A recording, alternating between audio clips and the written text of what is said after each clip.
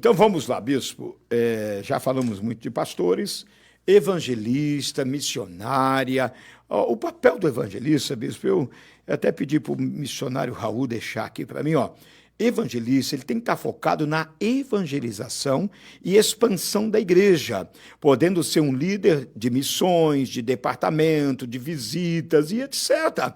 Ele tem que estar focado na evangelização, no crescimento da igreja. Exatamente. Bispo. A administração da igreja fica a cargo do pastor titular da igreja. Os demais foca no trabalho. Aí ele fala, mas o pastor não me dá oportunidade. Meu amigo, o pastor não é obrigado a dar oportunidade para o obreiro da igreja, não, bispo. Sim. O pastor tem uma obrigação de delegar autoridade para uma missão, para um departamento, para um grupo de visita, para uma visita de hospital. O pastor tem a obrigação de capacitá-los evangelistas para a igreja ter um crescimento. Exatamente. Agora, oportunidade, isso nós falamos muito quando chegamos aqui em Maringá, sobre era 20, 30, 40 oportunidades durante o culto e a mensagem é igual ao salário mínimo, né, bispo? E ainda tem alguns que ainda insistem nessa prática errada, né, de não otimizar o tempo da palavra de Deus. Que a palavra tem que ser pregada. Tem que ser pregada. E não adianta você querer fazer as coisas atropeladas. Ah, nós vamos fazer isso, é um monte de gente cantando, é um monte de gente. Você ouve a irmã Maria, a irmã Maria vem, canta solo, daqui a pouco ela vem, chama a irmã Regina para cantar com ela, depois a irmã Regina vem para cantar, chama de novo a irmã Maria e mais uma outra irmã. Quer dizer, você perde muito tempo nessas questões e não otimiza o tempo da palavra. O tempo da palavra é essencial.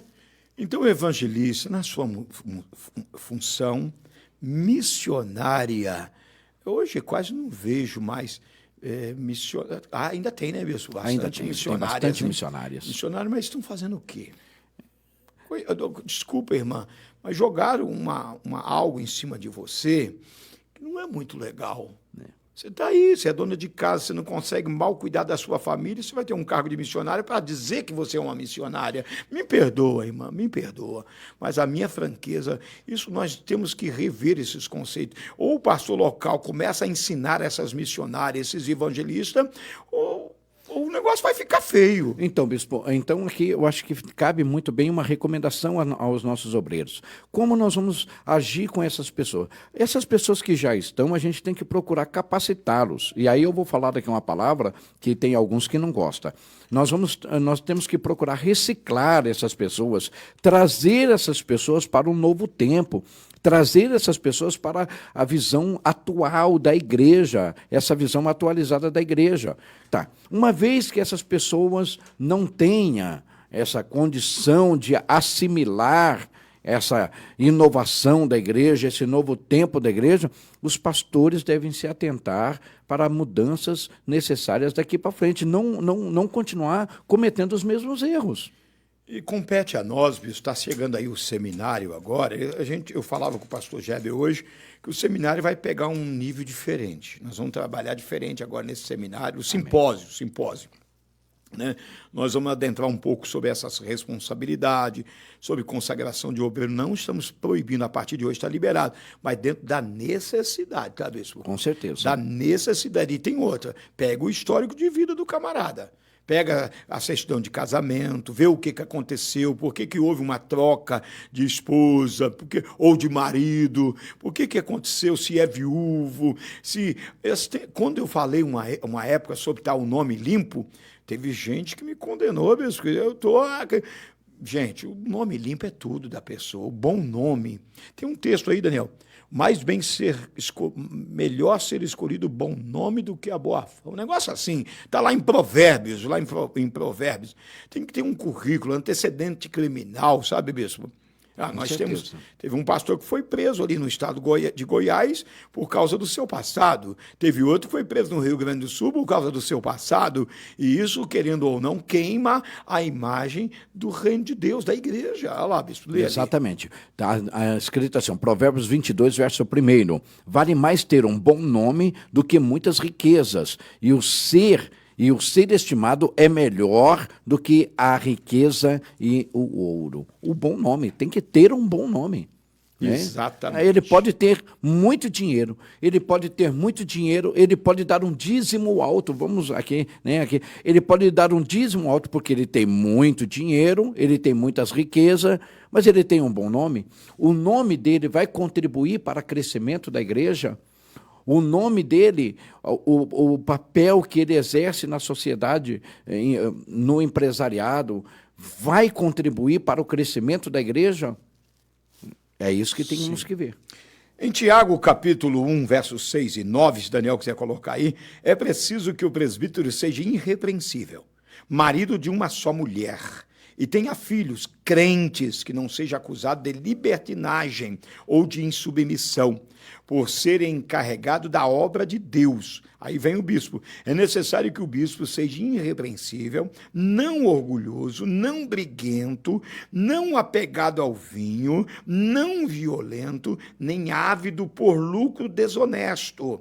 Ao contrário, é preciso que ele seja hospitaleiro, amigo do bem, sensato, justo, consagrado, tenha domínio próprio e se apegue-se firmemente à mensagem fiel, da maneira pelo qual foi ensinada, para que seja capaz de encorajar os outros pela sã doutrina e de refutar os que se impõem a ela.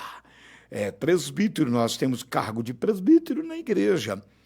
A Assembleia de Deus coloca evangelista primeiro, nós colocamos presbítero junto com o pastor, sabe isso? Sim. O evangelista vem junto com o pastor em outras igrejas. Nossa, né, nós achamos que o presbítero ele é quase o pastor. Quase um pastor. Já é quase o pastor, está dizendo aqui, ou seja, a mesma recomendação para o presbítero está dando para o supervisor, que é o bispo. Que é o bispo da igreja. O supervisor. Né? Que é o bispo tá dando mesmo. E a gente observa que todos os cargos que é mencionado ali, diácono, evangelista e os demais, há uns requisitos de pureza. De pureza, de santidade. De santidade, de conhecimento, de sabedoria, de bons testemunhos. Aqui está dizendo até dos filhos. Por isso que esses dias eu falei para um casal. Falei, olha, se os seus filhos ainda não estão aptos, não dá para você ir para o campo, meu irmão.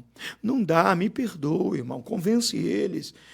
Pede para reconciliar com Jesus, ore por eles. Porque vai para o campo, bispo, leva os filhos viciados. E nem todo tem essa sorte, sabe? Nem todo tem essa, não digo sorte, tem essa dádiva. Tem uns que houve uma complicação no caminho, o filho está nas drogas, está no vício. Foi uma escolha que às vezes o filho fez. Aí leva o filho junto, que tem que levar, não pode abandonar. Não vai abandonar. Aí você leva o filho e daqui a pouco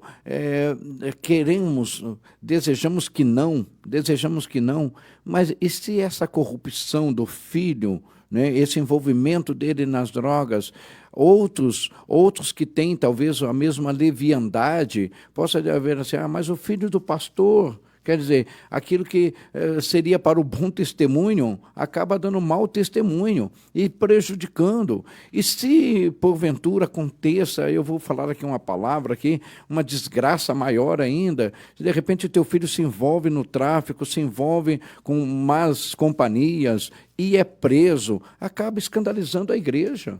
Então, eu acho que é o seguinte, a pessoa para ser salva, eu falei isso na convenção, não precisa estar no campo sendo pastor.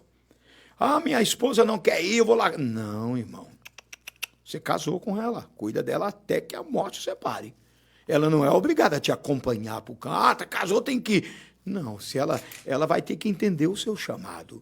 Agora, se ela não entendeu, ela vai ter que entender um dia. Você não pode ir para o campo forçando a coitadinha, no modo de dizer. Não tem como. E ela vai ficar ali, ela vai fazer de tudo para seguir, mas vai acabar, no fundo, se não tem amor, onde não tem amor, não tem uma coisa bem feita. Não tem como. O chamado, muitas das vezes o chamado não é dela, né? Então tem que ter essa consciência. Porque tem irmã que não tem realmente um chamado, mas ela é submissa, ela vai por amor. Ela ajuda. Ela soma com o marido, mas ela lá mal sabe falar, entendeu? Ela não tem o chamado pastoral, mas ela auxilia o esposo. E outras, ela não quer. Não quer ir. Ela não quer ir, ela não quer se colocar, porque ela entende que precisa ter pelo menos amor ao rebanho, precisa se doar ao rebanho, e ela não está disposta a isso. Ela quer viver a vida dela dela, ela quer cuidar da casa dela, ela quer cuidar do marido dela. E pode ser uma boa auxiliar na igreja local. Na igreja local, não tem nada de mal você continuar ali servindo e auxiliando na obra. Ser pastor, ser um dirigente de uma igreja, não é você arrumar um emprego, tá, meu irmão? Não é cabide de emprego, não, é chamado. Com certeza. E quem tem chamado dá certo. Quem tem chamado produz resultado. Com certeza. Deus tem compromisso com quem ele chama. Tá? Deus tem compromisso com quem ele me chama, quem ele chama. Deus me chamou há mais de 40 anos atrás. Fui mal compreendido pela minha família, mas eles entenderam que não tinha como relutar contra aquilo que estava dentro de mim, sabe? Exatamente isso. Não tinha como. 1 Pedro 5, 1, 2, portanto, apelo para os presbíteros que há entre vós e faça na qualidade de presbítero com eles e testemunha do sofrimento de Cristo como alguém que participará da glória a ser revelada. Pastoreie o rebanho de Deus que está aos seus cuidados. Olhem por ele, não por obrigação, mas de livre vontade, como Deus quer. Não faça isso por ganância, mas com desejo de servir. Um abraço, Pires do Rio. Parabéns pelo trabalho que o senhor está fazendo aí, querido irmão. Ele era um obreiro auxiliar, bispo. Sim. Chegou o ponto de ele dizer, olha, bispo, dá uma chance para nós aqui, dá uma chance para mim mostrar que eu sou capaz, que os obreiros aqui são capazes, e eles estão fazendo a obra de Deus. Estão fazendo um bom trabalho. Com que idade para ser consagrado? Idade, eu aconselho a partir de 16 anos. Uma pessoa separada, né? Eu fui ungido com 15 anos de idade. Fui para o campo com 16. Vamos dizer, então eu não posso reprimir, sabe, pessoal, aquilo que eu vivi, sabe? Até porque também Samuel foi chamado ainda menino. Você sabe com quantos anos Maria, bispo, quando teve a visita do anjo? Quantos anos? Que ela tinha? Ela era jovem. Ela tinha de 14, alguns mais ousados falam 17 anos, mas de 14 a 17, não era mais do que isso. Não era mais do que isso. Então, irmãos, e olha a missão que ela teve. E olha a missão que ela teve. Então, outros também foram chamados desde cedo. Então, não há uma idade. Jeremias. Mas desde que tenha uma consciência, né? Desde que tenha uma consciência, tenha responsabilidade. Não vamos confiar coisas grandes na mão, às vezes, de pessoas inconsequentes, na mão de pessoas irresponsáveis, né? As pessoas que ainda não têm um amadurecimento, mas não há uma idade taxada, por exemplo, 18 anos ou quando fazer a maioridade, então aí que vai ser consagrado. Não. Porque tem pessoas que é escolhida desde o ventre, não desde tem como o ventre. questionar. Jeremias, né? Não tem como questionar. Eu te chamei e te escolhi desde o ventre, e sobre ti tem autoridade para plantares e para arrancares, para construir e para derrubar. Quando eu senti no desejo de fazer a obra de Deus, bispo,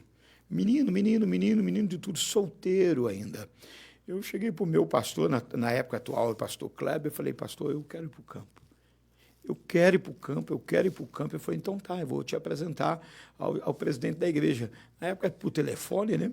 Aí ele falou assim, você vai para onde? Ele falou, vou para Vitória. Vou para Vitória, abrir igreja lá.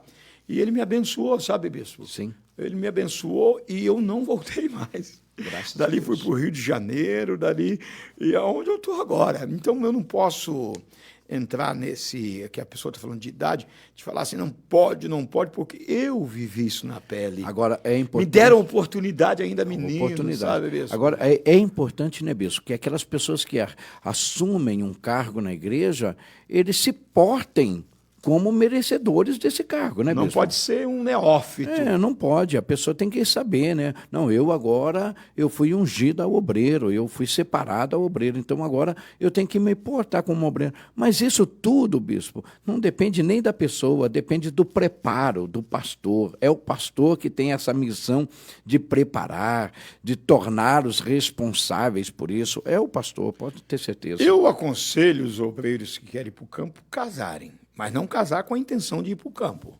Tem que casar por amor. Porque depois você se separa no campo. Sim, por amor. Eu aconselho. Agora, se tem um chamado, né, um específico, como nós temos ali na missão na Bahia, ali de Poções. Poções, O rapaz é solteiro. Solteiro. Solteiro, está fazendo a obra de Deus lá. É supervisionado por Cosmópolis, está fazendo a obra de Deus. Então não há uma idade assim.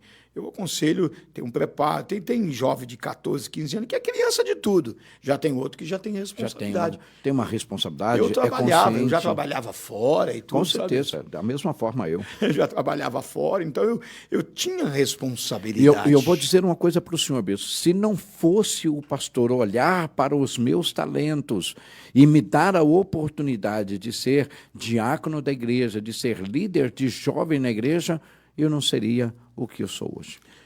Eu lembro que era menino de tudo.